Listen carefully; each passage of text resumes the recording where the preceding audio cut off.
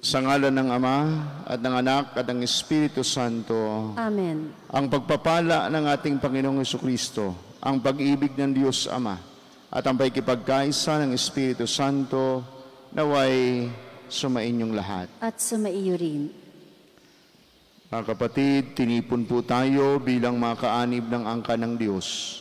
Kaya dumulog tayo sa ating maawaing Panginoong nagpapatawad ng lubos.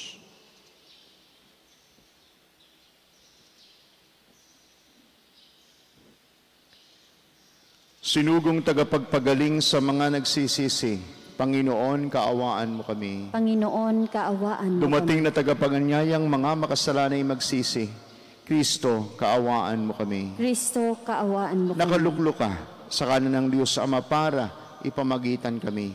Panginoon, kaawaan mo kami. Panginoon, kaawaan mo kami. Kaawaan tayo ng Diyos sa makapangyarihan, patawarin tayo sa ating mga kasalanan, at patnubayan tayo sa buhay na walang hanggan. Amen. Manalangin tayo.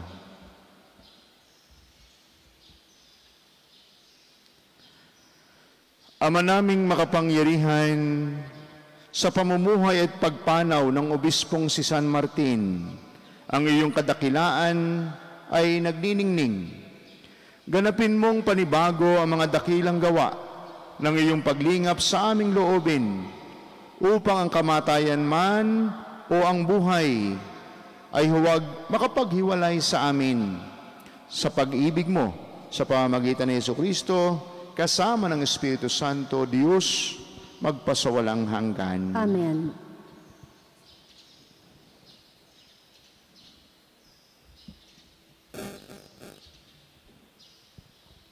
Pagbasa mula sa Aklat ng Karunungan. Ang diwa ng karunungan ay matalino at banal. Iisa ang kanyang kalikasan, ngunit nagpapakilala sa maraming paraan.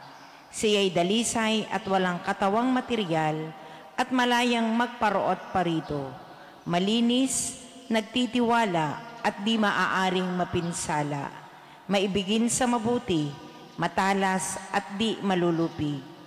Ang karunungan ay mapagkawang gawa, mabait, matatag, tiyak, hindi nababalisa, makapangyarihan at nakikita ang lahat ng bagay. Ang karunungan ay laganap sa lahat ng diwang matalino, matalas at dalisay. Pagkat ang karunungan ay mas maliksi kaysa damdamin, at dahil sa kanyang kadalisayan, siya'y laganap sa lahat ng bagay. Siya ay tilamsik ng kapangyarihan ng Diyos, maningning na silahis ng kanyang kalwalhatian, kaya walang marumi na makalalapit sa kanya. Siya ay sinag na walang hanggang liwanag, salaming kinababakasan ng mga gawa at kabutihan ng Diyos. Bagamat nag-iisa ang karunungan, magagawa niya ang lahat ng bagay. At bagamat siya'y hindi nagbabago, nababago niya ang lahat ng bagay. Sa lahat ng salinlahi, siya'y lumalagay sa mga banal. At ang mga ito'y ginagawa niyang mga propeta at mga kaibigan ng Diyos. Walang pinakamamahal ang Diyos nang higit pa sa mga taong nawiwili sa karunungan. Ang karunungan ay mas maganda kaysa araw, higit ang kagandahan kaysa mga bituin at higit pa sa liwanag, sapagkat ang liwanag ay nahahalinhan ng dilim. Ngunit ang karunungan ay di nalulupig ng masama kailanman.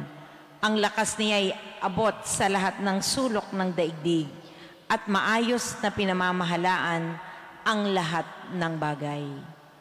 Ang salita ng Diyos. Salamat sa Diyos. Salmong tugunan. Walang hanggan po ang Diyos, salita mong tumutubos. Walang hanggan po ang Diyos, salita mong tumutubos. Ang salita mo, o poon, di kukupas walang hanggan, matatag at di makilos sa rurok ng kalangitan. Walang hanggan po ang Diyos, salita mong tumutubos. Ang taglay mong katapatan ay hindi na magbabago. Ang nilikha mong daigdig, matatag sa kanyang dako. Walang hanggan po ang Diyos, salita mong tumutubos. Hanggang ngayon ay matatag pagkat ikaw ang nag-utos. Alipin mo silang lahat at sa iyo'y naglilingkod. Walang hanggan po ang Diyos, salita mong tumutubos. Ang liwanag ng turo mo'y nagsisilbing isang tanglaw. Nagbibigay dunong ito sa wala pang karanasan. Walang hanggan po ang Diyos, salita mong tumutubos. Sa buhay ko'y tumanglaw ka at ako'y pagpalain, at ang iyong mga utos ay ituro mo sa akin. Walang hanggan po ang Diyos, salita mong tumutubos.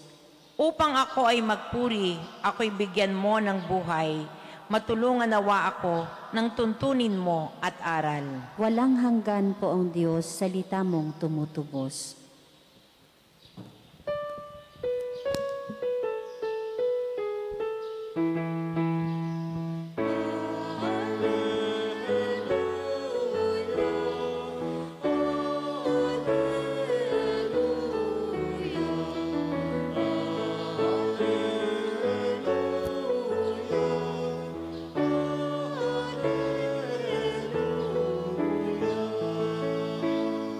Ako'y puno, kayo'y sanga. Kapag ako ay kaisa, kayo'y tiyak na mamumunga.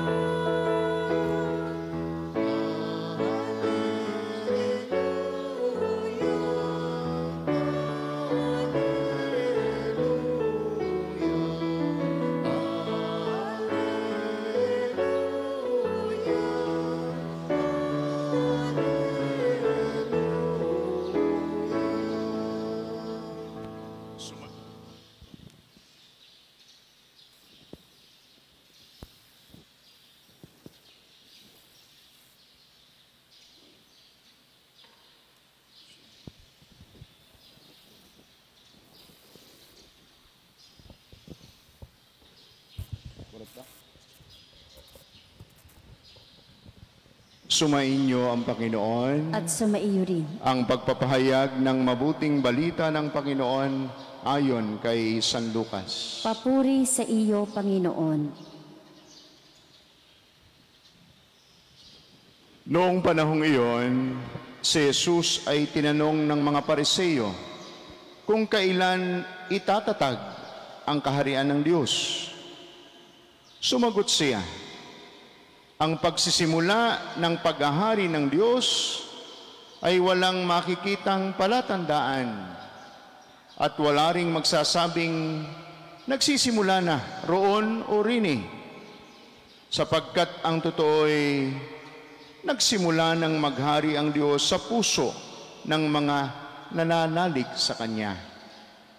At sinabi niya sa mga alagad, darating ang panahong hahangarin ninyong makitang isa sa mga araw ng anak ng tao. Ngunit hindi ninyo makikita iyon at may magsasabi sa inyo, naroon siya o narinig siya. Huwag kayong pumunta upang siya'y hanapin, sapagkat pagsapit ang takdang araw, ang anak ng tao'y darating na parang kidlat. Ngunit kailangan munang magbatasiya ng maraming hirap at itakwil ng mga tao sa ngayon.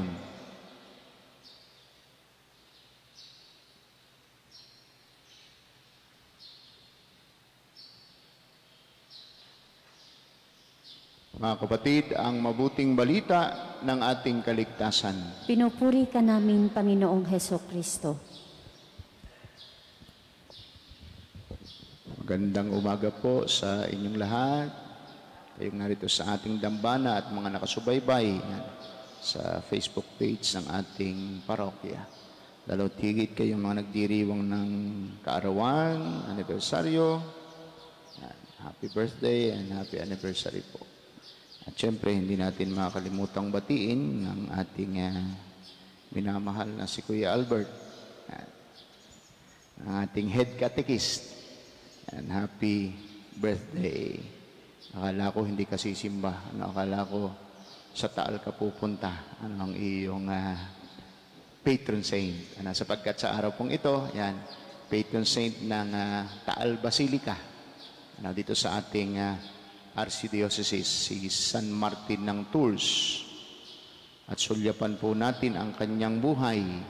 Mabibilang na isa sa mga pinakasikat na santo mula noon hanggang ngayon. Si San Martin, isang makabagbag damdaming tagpo sa buhay niya ang nakapagpakita ng dalisay niyang puso. Paulit-ulit itong ikinukwento. At ano po yung tagpong iyon sa buhay niya? Nung naglilingkod si San Martin bilang sundalo, hindi pa siya nagpapabinyag bilang Kristiyano. Isa lamang siyang katekumeno o inihahanda para sa pagtanggap sa sakramento ng binyag. Minsang nakasakay raw siya sa kabayo at papasok sa isang lungsod, nakasalubong niya ang isang pulubi na halos walang damit. Nanginginig ang pulubi dahil sa lamig ng panahon. At biglang kinuha ni San Martin ang kanyang balabal o kapa at hinati ito sa gitna. Ibinahagi niya ang kalahati sa pulubi at ang kalahati naman ay suot niya. Nang gabing yaon, na naginip si San Martin at nakita niya ang Panginoong Hesus na suot-suot ang kalahati ng kapa na ibinigay niya sa pulubi. Narinig niyang sinabi ng Panginoon sa mga anghel, ibinigay ito sa akin ni Martin na isang katekumeno. Ang Panginoon pala ang nakatagpo niya sa daan. Naging sikat ang kapa ni San Martin at ginawang relic ng mga hari ng France. Dala nila ito sa pagsulong sa gyera. Sa ibabaw nito ginaganap ang panunumpa ng mga taong gumagawa ng pangako. Isang pari ang naging tagapag-alaga ng kapa ni San Martin at tinawag ang pari na Kapelyano. Nang lumaon, tinawag na Kapilyani, ang paring naglilingkod sa militar. Ang Kapelyano ay naging chaplain na salitang ginagamit pa rin natin hanggang ngayon. Tawag na military chaplain. Ang mga maliliit na lugar na temporaryong pinaglagakan ng relic ng kapa ni San Martin ay tinatawag na kapelya, salita para sa maliit na kapa.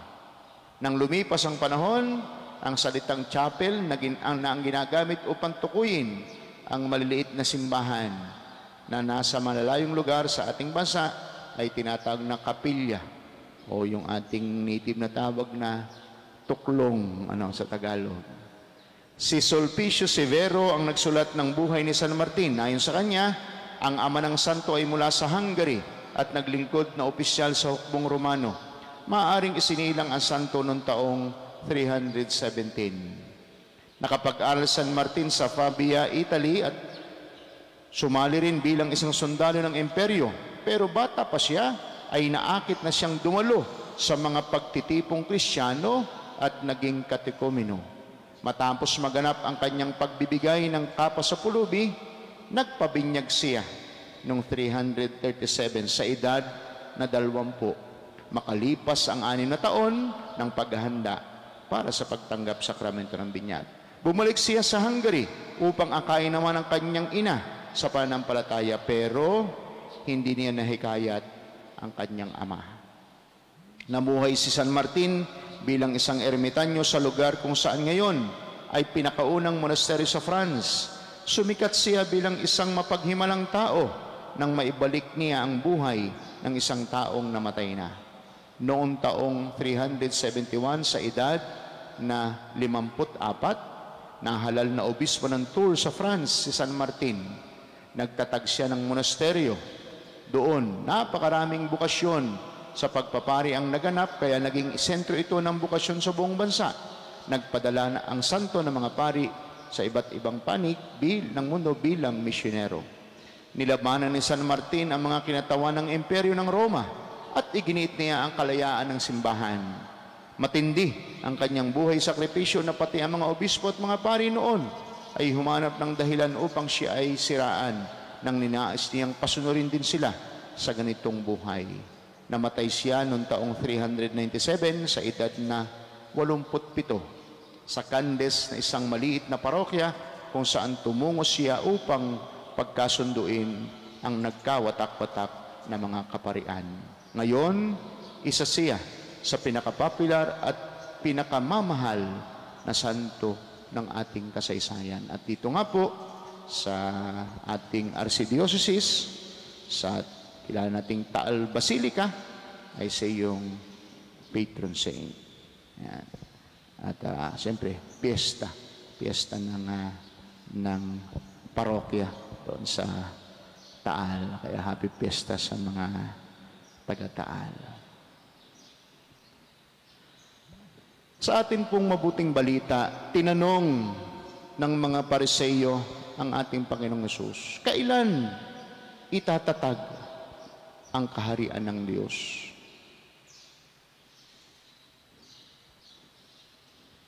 Hindi ko po parang maipaliwanag, sapagkat dito naman sa ating bansa, hindi naman tayo monarkiya. Ang ating form of government ay democratic. May mga bansa sa buong mundo na ang kanilang pinuno ay hari. Pero dito sa atin, walang hari, pero may naghahari-harian. At ano po ang gustong ipahayag sa atin ng ating mabuting balita sa araw na ito? Sinabi ng Panginoong Hesus na ang totoo'y nagsimula ng maghari ang Diyos sa puso ng mga nananalig sa Kanya. Hindi ka po kapag tayo'y nagdarasal ng Ama namin, bahagi, isang linya nito ay, Ama namin, sumasalangit ka, sambahin ang ngalan mo, mapasa amin ang kaharian mo. At sinabi ng ating Panginoon Hesus sa ating mabuting balita, sagot niya na sa mga nagtatanong sa Kanya, ang totoo'y nagsimula ng maghari ang Diyos sa puso ng mga nananalig sa Kanya. 20 taon, ang ating santo sa araw na ito, noong tanggapin niya ang sakramento ng binyag. At ayon sa ating katekismo, sa pagtanggap natin sa sakramento ng binyag, tayo'y nagiging mga anak ng Diyos. Tayo'y nagiging kasapi ng ating simbahan. At tayo ay nagiging kasama sa kaharian ng Diyos. At sa pagtanggap natin sa sakramento ng binyag, si Jesus mismo ang ating tinatanggap. The word kingdom of God refers to Jesus Himself. If we have Jesus in our life, what do we still need in this life? What do we still search in this life? Jesus is the fullness of our life. At ito yung hindi nagawa ng mga Pariseyo, ng mga eskriba, ng mga matatanda ng bayan, ng mga nasa pamunuan noong panahon ng ating Panginoong Hesus. Hindi nila matanggap ng isang tao mula sa isang simpleng pamilya, anak ng karpentero. Hindi nila matanggap na siya ang ipinangakong tagapagligtas. Siya ang ipinangakong Mesiyas. Pero para sa atin na tumanggap ng binyag, hindi man natin nakita, nakasalamuha ang Panginoong Hesus ng butot balat, tinatanggap natin siya bilang ating Panginoon at tagapagligtas. At kung totoo na tayo'y kasapi, nasa gitna na natin ang kaharian ng Diyos, dapat ang kanyang mga turo, ang kanyang mga aral, ang kanyang mga utos, ang ating isina sa buhay. Hindi pwedeng trip-trip lang. Hindi pwedeng ngayon, tayo para kay Jesus, bukas, tayo'y para sa masama. Hindi pwedeng kapag araw ng linggo, tayo'y para sa Diyos. At mula Lunes hanggang Sabado, tayo'y para sa Diablo.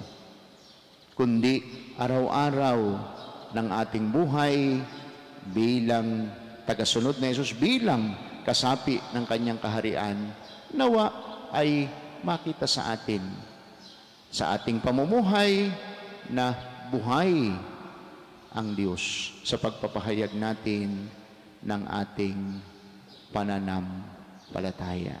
The kingdom of God is not about boundaries. The kingdom of God focuses on the person and ministry of Jesus. At sa ating nga pong pamumuhay, kung tayo tatanungin, ano ang sentro ng ating buhay? O mas tama siguro ang tanong, sino ang sentro ng ating buhay? At ano o sino ang pumupuno sa ating puso?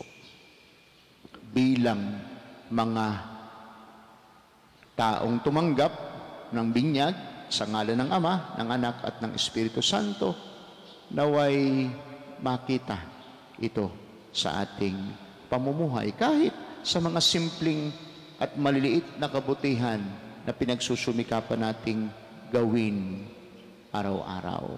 Kung magkagayon, masasabi nating ang kaharian ng Diyos ay nagsimula na. Bakit? Ang totoo'y nagsimula na itong maghari sa puso ng mga nananalig sa Kanya. Sana'y hindi lamang sa masasaya at matatagumpay na yugto ng ating buhay nakikita ang Diyos sa atin. Maging sa kabila ng mga unos, problema at pagsubok, naway hindi tayo bumitaw sa Kanya. Naway hindi tayo humiwalay sa Kanya. At naway maganap sa ating pang-araw-araw na pamumuhay, yung ating dasal na bahagi ng dasal na Ama namin, mapasa amin ang kaharian mo. At naway maging matatapat tayong membro ng kaharian ng Diyos ng ating simbahan.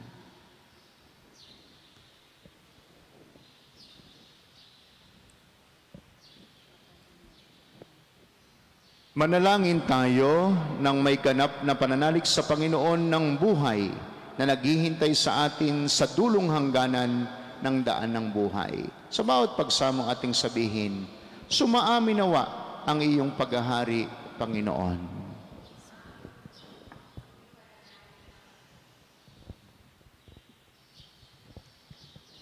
Ang simbahan, naway palagi ang ihanda ang mga tao sa pagtanggap kay Kristo sa kanyang pagbabalik. Manalangin tayo sa Panginoon. Sumaamin nawa ang iyong paghahari, Panginoon.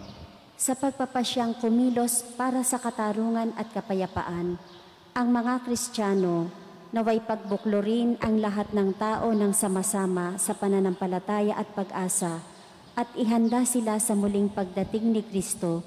Manalangin tayo sa Panginoon. Sumaamin nawa ang iyong paghahari, Panginoon.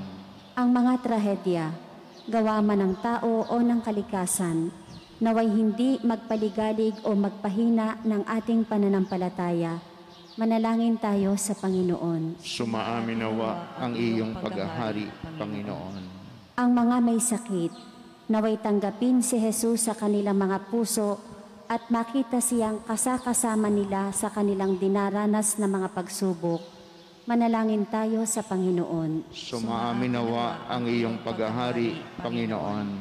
Yaong mga yumao, naway mapalaya mula sa mga suliranin ng mundong ito at lumigaya sa walang hanggang kapayapaan. Manalangin tayo sa Panginoon. Sumaamin nawa ang iyong paghahari, Panginoon. Ama naming nasa langit, lagi kang malapit sa amin. Alam mo ang aming mga pangangailangan, higit pa sa aming pagkakabatid. Tulungan mo kaming maging mulat sa iyong presensya ngayon at magpasawalang hanggan. Amen.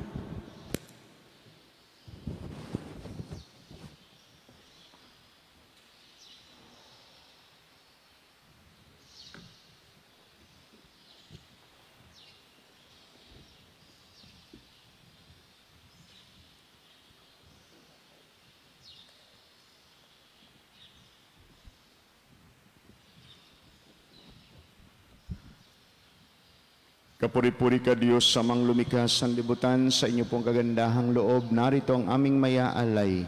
Mula sa lupa at bunga ng aming paggawa, ang tinapay na ito para maging pagkaing nagbibigay buhay. Kapuri-puri ang poong may kapal, ngayon at kailanman.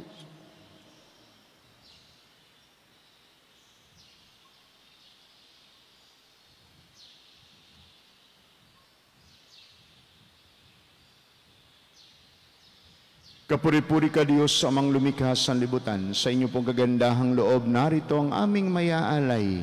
Mula sa katas ng ubas at bunga ng aming paggawang alak na ito para maging inuming nagbibigay ng iyong Espiritu. Kapuri-puri ang poong may kapal, ngayon at kailanman.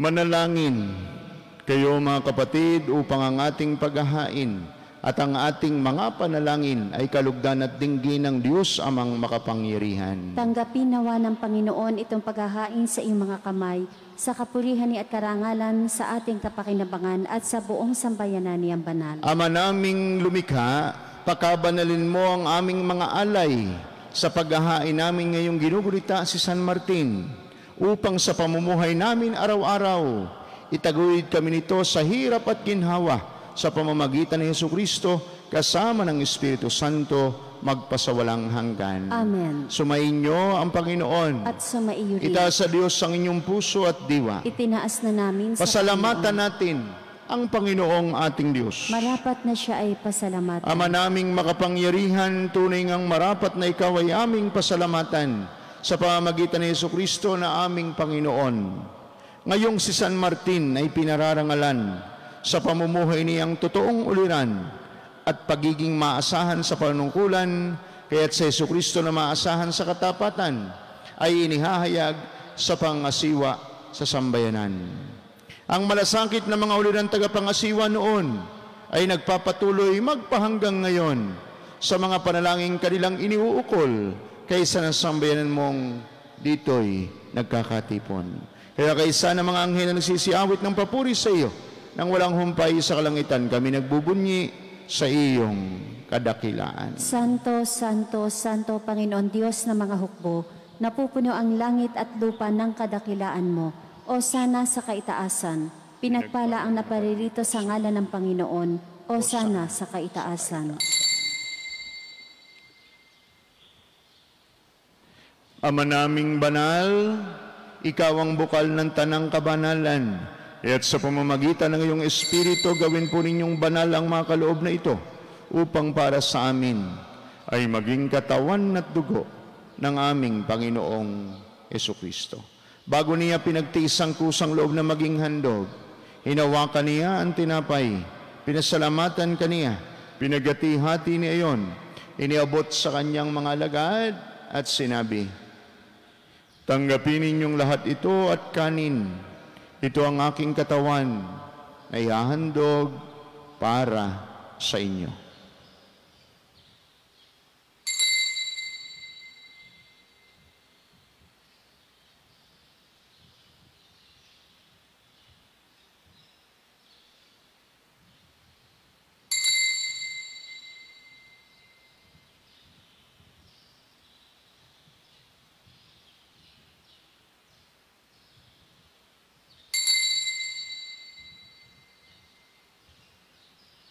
Gayun din naman nung matapos ang hapunan, hinawakan niya ang kalis, muli kaniyang pinasalamatan. Iniabot niya ang kalis sa kanyang mga alagad at sinabi, "Tanggapin ninyong lahat ito at inumin. Ito ang kalis ng aking dugo ng bago at walang hanggan tipan. Ang aking dugo na ibubuhos para sa inyo at para sa lahat sa ikapagpapatawad ng mga kasalanan. Gawin ninyo ito sa pag-alaala sa akin."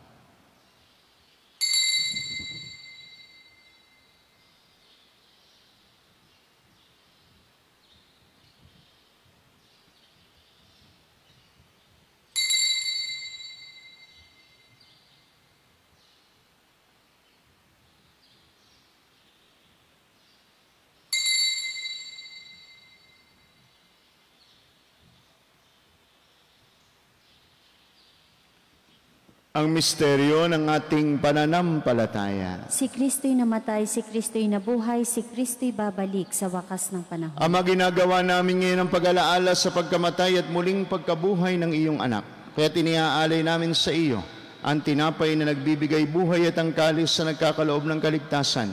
Kami nagpapasalamat dahil kami iyong minarapat at tumayo sa harap mo para maglingkod sa iyo.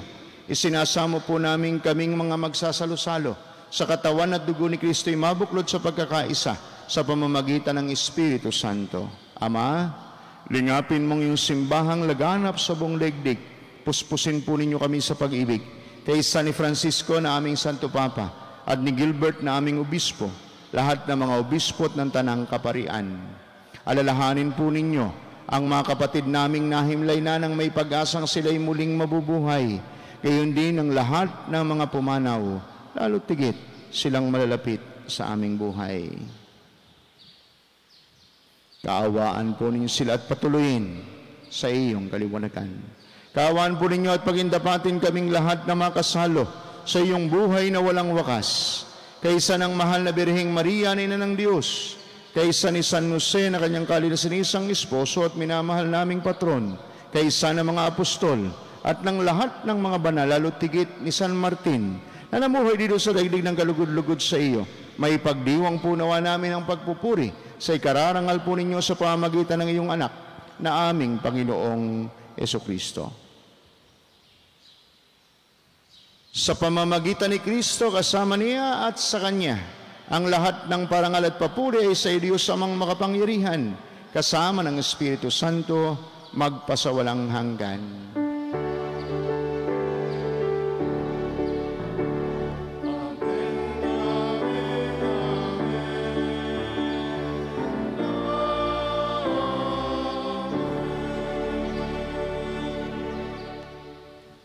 Sa tagubili ng mga nakagaling na utos sa turo ni Jesus sa Panginoon natin at Diyos, ipahayag po natin ngayon ang lakas loob. Ama namin, sumasalangit ka, sambahin ang ngalan mo, mapasa amin ang kaharian mo, sundin ang loob mo dito sa lupa para nang sa langit. Bigyan mo kami ngayon ng aming kakanin sa araw-araw at patawarin mo kami sa aming mga sala, para ng pagpapatawad namin sa nagkakasala sa amin, at huwag mo kaming ipahintulot sa tukso at iadya mo kami sa lahat ng masama. Hinihiling po namin kami iadya sa lahat ng masama. Pagkalooban ng kapayapaan araw-araw, iligtas sa kasalanan at ilayo sa lahat ng kapahamakan, samantalang aming pinananabigan ng dakilang araw ng pagpapahayag ng tagapagligtas naming si Yesu Kristo. Sapagkat iyo ang kaharian, ang kapangyarihan at ang kapurihan magpakailanman. Amen. Panginoong Yesu Kristo, sinabi mo sa iyong mga apostol, kapayapaan ang iniiwan ko sa inyo, ang aking kapayapaan ang ibinibigay ko sa inyo. Tunghayan po ninyong aming pananampalataya at huwag po naman ang napakarami naming mga pagkakasala. Pagkalooban po ninyo kami ng kapayapaan at pagkakaisa. Lalo tigit, kapayapaan at pagkakaisa sa loob ng aming mga tahanan ayon po sa inyong banal na kalooban, kasama ng Espiritu Santo, magpasawalang hanggan. Amen. Ang kapayapaan ng Panginoon naway laging sumainyo. At sumaiyo rin. Magbigay at manghangad po tayo ngayon ng kapayapaan sa isa't isa. Kordero ng Diyos na nag-aalis ng mga kasalanan ng sanlibutan, maawa ka sa amin. Kordero ng Diyos na nag-aalis ng mga kasalanan ng sanlibutan, maawa ka sa amin. Kordero ng Diyos na nag-aalis ng mga kasalanan ng sanlibutan, ipagkaloob mo sa amin ang kapayapaan.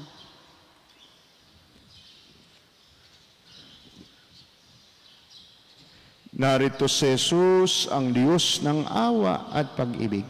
Siya ang Diyos sa sumasa atin, malapit sa ating piling. Mapapalad kayong manakikibahagi sa kanyang banal na piging. Panginoon, hindi ako karapat-dapat na magpatuloy sa iyo, ngunit sa isang salita mo lamang ay gagaling na ako. Ang katawan ni Kristo. Amen.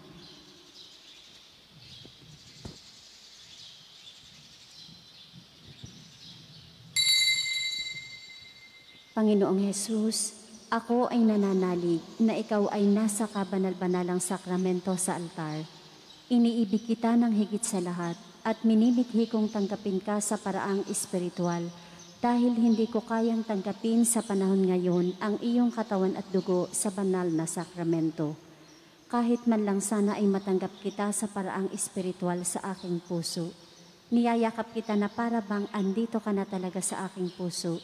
At iniaalay ko ng buong puso ang aking sarili sa iyo. Huwag mong pahintulutang mawalay ako sa iyo. Amen.